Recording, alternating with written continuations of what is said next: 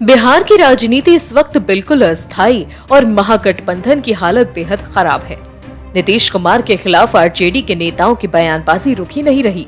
ऐसा लग रहा है जैसे नीतीश महागठबंधन में जाकर फंस गए हैं, क्योंकि बीजेपी के साथ थे तो उन्हें काफी इज्जत मिलती थी, लेकिन महागठबंधन में आरजेडी के कई नेता उन पर लगातार निशाना साधते हैं। ऐसे में खबर तो ये भी चल रही है कि नीतीश कुमार एक बार फिर पलटी मार सकते हैं। हालांकि इस बार वो पलटी मारेंगे तो सीएम की कुर्सी उन्हें मिलेगी, ये मुश्किल ही है।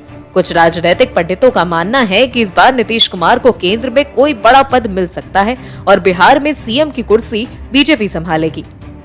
हालांकि इन अटकलों के बीच आरजेडी के विधायक सुधाकर सिंह ने सीएम नीतीश कुमार पर जोरदार निशाना साधा।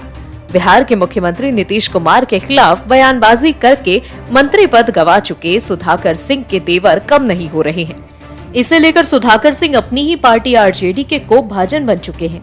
पार्टी ने उन्हें नोटिस थमाकर 15 दिनों में जवाब मांगा है, लेकिन लगता है कि सुधाकर सिंह पर पार्टी की नोटिस का कोई असर नहीं। एक बार फिर उन्होंने मुख्यमंत्री नीतीश कुमार पर बड़ा हमला बोला।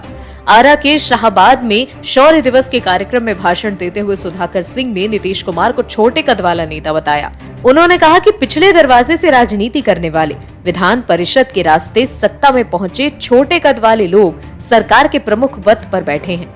उनका कद इतना छोटा है कि बिहार के विकास के लिए विशेष राज्य का नारा लगाकर केंद्र सरकार के आगे भीख मांगते हैं और दल बदल करते रहते हैं। आपको बता दें, सुधाकर सिंह ने याद दिलाया कि 17 सालों में उन्होंने 4 बार कुर्सी छोड़ दी और फिर से कुर्सी को पकड़ लिया। इन 17 सालों में 4 बार गठबंधन बदले, लेकिन सीएम पद पर हमेशा काबिज रहे। गठबंधन तो बदलते रहे, लेकिन बिहार की तकदीर नहीं बदली।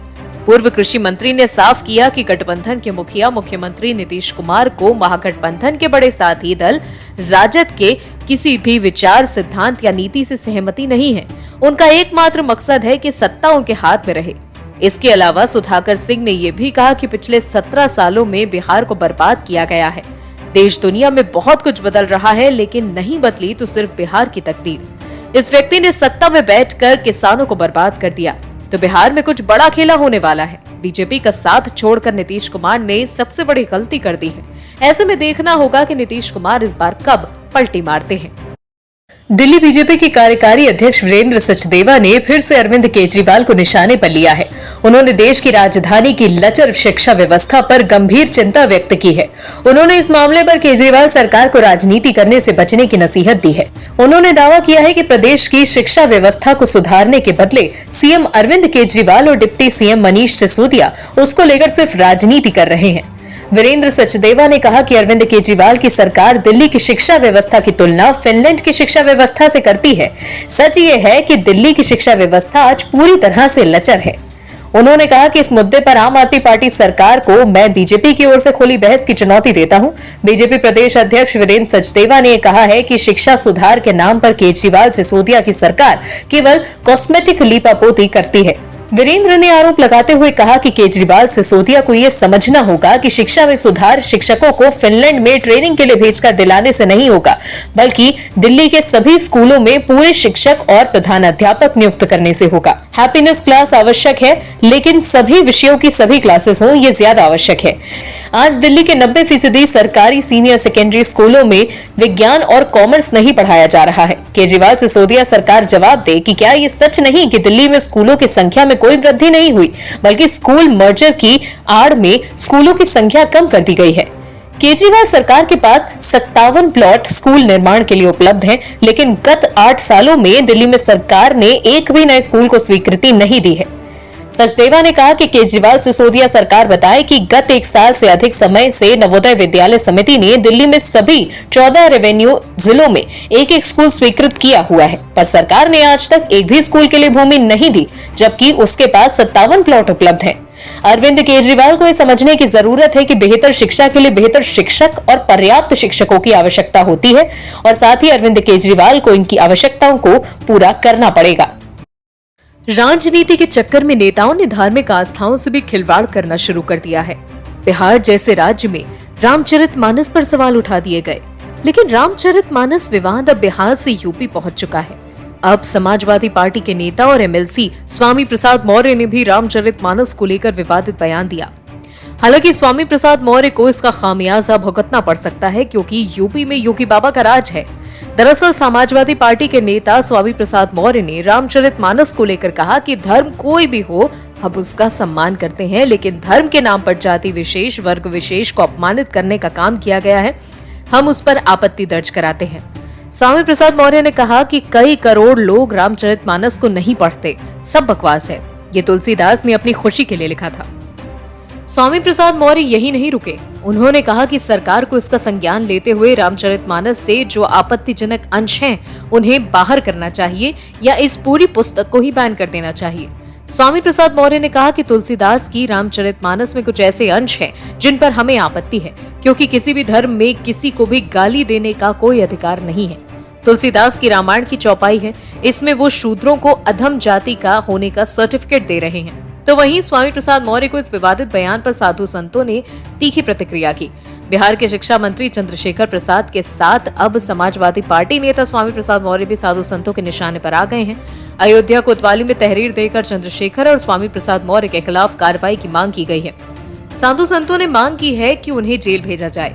वहीं प्रयागराज में अखिल भारतीय संत समिति के राष्ट्रीय महासचिव स्वामी जितेंद्रानंद सरस्वती ने सपा नेता स्वामी प्रसाद मौर्य और बिहार के शिक्षा मंत्री सहित अन्य लोगों द्वारा मानस पर किए गए विवादित बयान की कड़ी निंदा की। उन्होंने कहा कि गोस्वामी तुलसीदास द्वारा रचित श्री रामचरितमानस और प्रभु श्री राम पर विवादित टिप्पणी चर्च प्रायोजित वाम पंथ के टूलकिट का हिस्सा है। इसके जरिए देश को अस्थिर करने की साजिश रची जा रही है। वहीं बीजेपी ने भी मौर्य को घेरा है। स्वामी प्रसाद मौर्य के बयान पर बीजेपी नेता राकेश धर त्रिपाठी ने ये कहा कि स्वामी प्रसाद मौर्य जब तक बीजेपी में थे तब तक कभी भी उनके मुंह से कोई बदजुबानी नहीं सुनी, लेकिन जब ये समाजवादी पार्टी के साथ गए तो जानबूझकर समाजवादी पार्टी के एजेंडे के तहत हिंदुओं को अपमानित करने के लिए और तुष्टीकरण करने के लिए आज वो रामचरितमानस का इस तरह से विरोध करने का काम कर रहे हैं। वहीं बीजेपी नेता अपर्णा यादव ने कहा कि राजनीति गर्म करने के लिए ऐसी टिप्पणी जो कर रहा है वो अपना ही चरित्र दिखा रहा है। शबरी के जूठे भेर खाकर श्री राम ने कास्ट बैरियर को तोड़ा था। राम भारत का चरित्र हैं और राम किसी एक धर्म या मजहब के नहीं हैं। कुल मिलाकर देखें तो स्वामी प्रसाद मौर्य अपने बयान को लेकर बुरी तरह फंसते जा रहे हैं। आम आदमी पार्टी की पोल एक बार फिर खुल गई है। चुनाव के दौरान पार्टी के मुखिया अरविंद केजरीवाल हिंदुत्व का सहारा लेते हैं। गुजरात चुनाव से पहले उन्होंने नोटों पर भगवान श्री गणेश और मां लक्ष्मी की फोटो छापने की मांग की थी, लेकिन पार्टी के नेता हिंदुत्व का अपमान करते हैं तब केजरीवाल चुप्पी साध लेते हैं। आपको बता दें, श्री रामचरितमानस विवाद थमने का नाम नहीं ले रहा है और एक के बाद एक विपक्षी दल के नेता द्वारा ओछी राजनीति की जा रही है। तो अब ऐसे में आम आदमी पार्टी कैसे पीछे रहती। बिहार से यूपी होते हुए रामचरितमानस विवाद दिल्ली पहुंचा। अब रामचरितमानस विवाद पर आम आदमी पार्टी के नेता के विवादित बयान वाला वीडियो वायरल होने से बवाल मचा हुआ है। आपको बता दें, रामकृष्ण की पूजा न करने की शपथ दिलाने की वजह से मंत्री की कुर्सी गंवा चुके आम आदमी पार्टी के नेता राजेंद्र पाल गौतम ने अब रामचरितमानस को लेकर विवादित बयान दिया है। गौतम ने रामचरितमानस को नफरती ग्रंथ बताते हुए बिहार के मंत्री चंद्रशेखर का समर्थन किया। आम आदमी पार्टी नेता का वीडियो सोशल मीडिया पर वायरल हो रहा है। आपको बता दें कि वीडियो में गौतम को ये कहते हुए सुना जा सकता है कि चंद्रशेखर ने जो कहा उसमें गलत क्या है। उन्होंने कहा कि मनुस्मृति और रामचरितमानस में जो शब्द लिखे हैं वो स्त्री और दलित विरोधी हैं। बताया जा रहा है कि ये वीडियो राजस्थान के अजमेर में हुए कार्यक्रम का है। वायरल वीडियो में राजेंद्र पाल गौतम कहते हैं, कई सारे टीवी चैनल पर डिबेट चल रही थी।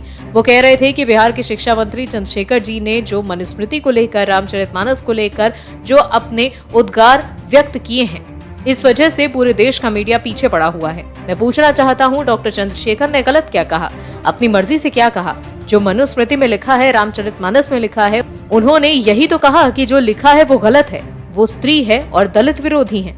क्या हम सबको डॉक्टर चंद्रशेखर के साथ खड़ा नहीं होना चाहिए? क्या देश के अंदर समतावादी और मानवता पसंद लोगों को आंख मीच कर अंधे लोगों का अनुसरण करना चाहिए? इस वीडियो के वायरल होने के बाद आम आदमी पार्टी के नेता राजेंद्र पाल गौतम एक बार फिर विवादों में हैं। हालांकि OMH न्यूज इस वायरल वीडियो की पुष्टि नहीं करता। वहीं दिल्ली सरकार के मंत्री रहे राजेंद्र पाल गौतम का एक वीडियो गुजरात चुनाव से पहले भी वायरल हुआ था, जिसमें वो बौद्ध दीक्षा ले रहे लोगों को रामकृष्ण की पूजा न करने की शपथ दिला रहे थे। वीडियो वायरल होने के बाद बीजेपी केजरीवाल पर हमलावर हो गई थी। हालांकि चुनाव में नुकसान की आशंका को देखते हुए गौतम को अपने पद से इस्तीफा देना पड़ा। बीजेपी सांसद प्रवेश वर्मा ने गौतम का एक वीडियो शेयर किया था, जिसमें वो कथित तौर पर साल 2025 तक 10 करोड़ हिंदुओं को बौद्ध धर्म की दीक्षा दिलवाने का लक्ष्य बताते दिख रहे थे। तो आम आदमी पार्टी को तो शायद अब भगवान का सहारा भी ना मिले, क्योंकि लगातार आम आदमी पार्टी के नेताओं के कर्मकांड उजागर हो रहे हैं। और भी वीडियोस देखने के लिए चैनल को सब्सक्राइब करें और बेल आइकन को दबाएं।